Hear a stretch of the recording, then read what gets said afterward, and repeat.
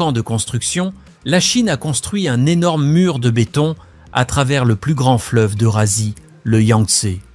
Le barrage lui-même mesure 289 mètres de haut et est plus haut que la plupart des gratte-ciel. Malgré l'énormité du projet, la construction de la centrale hydroélectrique de Baietan n'a pas été sans problème.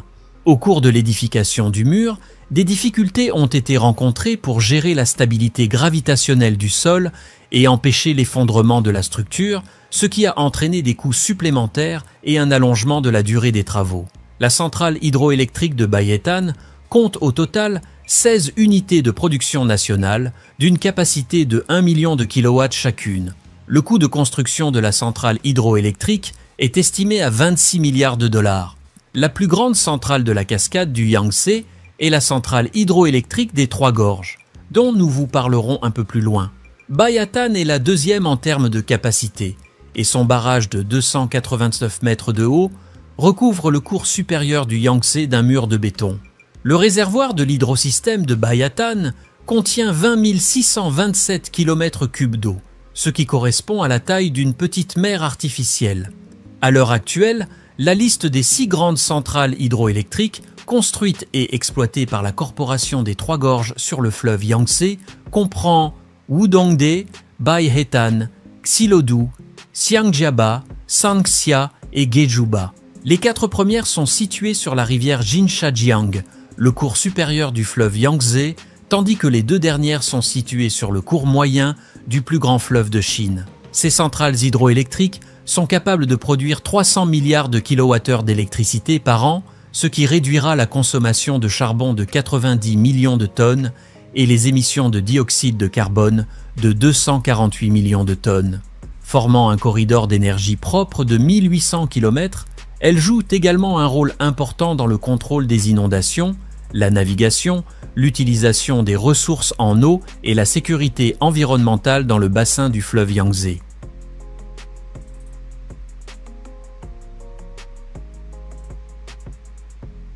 Viaduc de Fenei-Menghua. Ce monstre d'infrastructure est le plus grand de son genre au monde. Le viaduc fait partie d'un itinéraire ferroviaire de transport de marchandises, dont le nom officiel est le canal ferroviaire de Menhua, qui s'étend sur près de 2000 km. Il relie le centre et le sud-ouest de la Chine à la Mongolie intérieure. La structure compte 216 supports, le plus haut atteignant 74 mètres, 242 livres. Cette structure grandiose s'étend sur près de 8000 mètres ou 26 000 pieds. Les fondations, quant à elles, atteignent une profondeur de 91 mètres, 300 livres. Le principal produit transporté dans la région est le charbon. La ligne accueille des trains pesant jusqu'à 20 000 tonnes et le trafic prévu est de 200 millions de tonnes par an.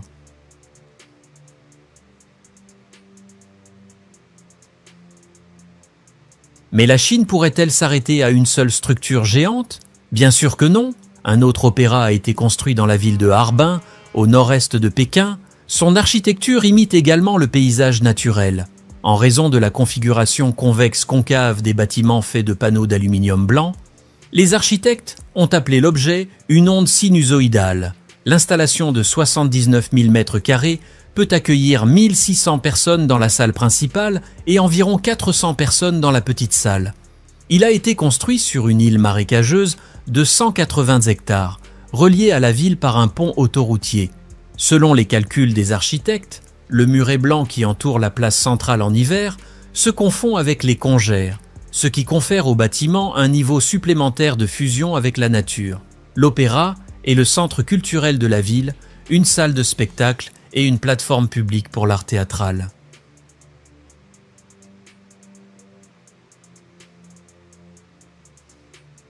Pont de Qingdao. Fait intéressant, la Chine produit et utilise environ 60% du ciment mondial. Entre 2011 et 2013, l'Empire du Milieu a eu besoin d'autant de ciment que les États-Unis pendant tout le XXe siècle. D'où la question évidente. Où va tout ce ciment? Voici le pont de Qingdao. Il occupe la première place dans le classement des plus longs ponts du monde, enjambant des espaces aquatiques, et la 5e place en termes de longueur totale. Le pont qui traverse la baie de Jiaozhou, dont la construction a coûté 2,3 milliards de dollars, est long de 42 km ou 26 miles. La quantité de matériaux utilisés pour ce projet est telle qu'elle aurait pu servir à construire plus de 60 tours Eiffel.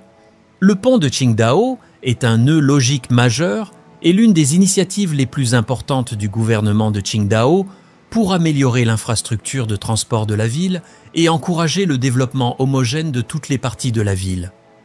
Grâce à la construction du pont, il a été possible d'alléger presque complètement les flux de circulation et de réduire le temps de déplacement entre les quartiers.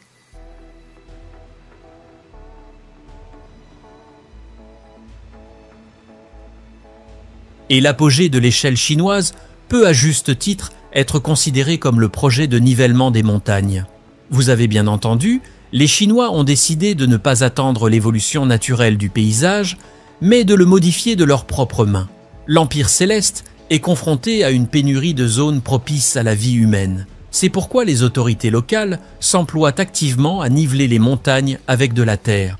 La terre et les rochers sont ensuite utilisés pour combler les vallées, ajoutant ainsi des centaines de kilomètres carrés de terrain plat à la superficie des villes. Le nouveau district de Lanzhou devrait commencer par un projet de déplacement de montagne pour lequel la Chine aplanira 700 autres élévations. Dans le cadre du plus grand projet de déplacement de montagne de l'histoire de l'Empire du Milieu, une entreprise de construction dépensera 2,5 milliards de dollars pour le nivellement, afin de faire place à une nouvelle métropole. Les promoteurs espèrent que le coût et les efforts seront payants, la nouvelle métropole pouvant potentiellement augmenter le PIB de la région de 27 milliards d'ici à 2030. Mais il n'est pas encore certain que le projet soit réalisable, car il faut attendre une dizaine d'années avant que le sol du site des pics démolis puisse être utilisé pour des travaux de construction.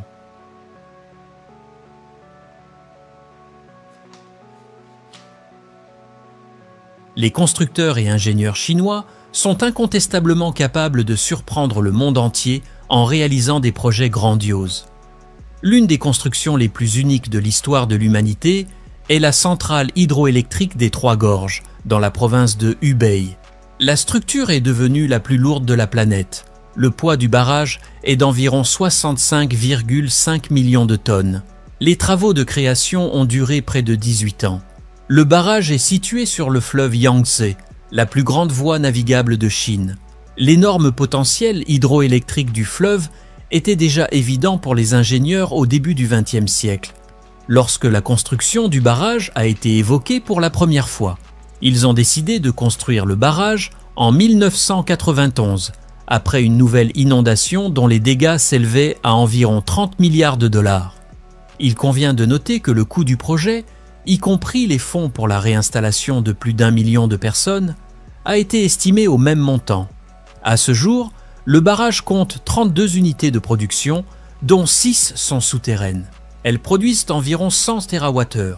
Pour produire cette quantité d'énergie, une centrale thermique devrait brûler 50 millions de tonnes de charbon. Malgré sa conception grandiose, la centrale hydroélectrique des Trois Gorges est assez simple. Il s'agit d'un barrage-poids en béton typique avec un déversoir en surface. La centrale hydroélectrique de Krasnoïarsk, par exemple, est de conception similaire. Il a fallu 27,2 millions de mètres cubes de béton et plus de 450 000 tonnes d'acier pour construire le barrage, qui mesure 185 mètres de haut et 2,3 km de long. À titre de comparaison, le plus haut gratte-ciel du monde, le Burj Khalifa, 828 mètres, a nécessité 85 fois moins de béton et 7,5 fois moins d'acier.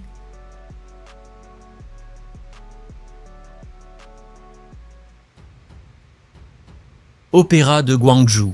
Comme vous avez pu le constater, le béton et l'acier sont les principaux matériaux utilisés par les constructeurs chinois. Toutefois, des architectes talentueux parviennent à créer des chefs-d'œuvre à partir de matériaux aussi rudimentaires. Le travail de la célèbre architecte Zaha Hadid en est un exemple frappant. L'un de ses projets grandioses est l'Opéra de Gwangju. La structure impressionne par sa superficie, puisqu'il s'agit d'un espace de 70 000 mètres carrés, divisé en triangles dont chacun est une salle distincte. Au total, le bâtiment est conçu pour accueillir 1800 personnes. La conception démontre l'interaction fascinante entre l'architecture et la nature. Zaha Hadid s'est inspiré de dessins de la nature, canyons, rivières, gorges, rochers et pentes de montagne. La forme du bâtiment de l'opéra a été conçue comme une stylisation des pierres naturelles jetées sur la rive de la rivière des Perles. La construction du théâtre, l'un des 3 plus grands de Chine avec ceux de Pékin et de Shanghai, a coûté 200 millions de dollars.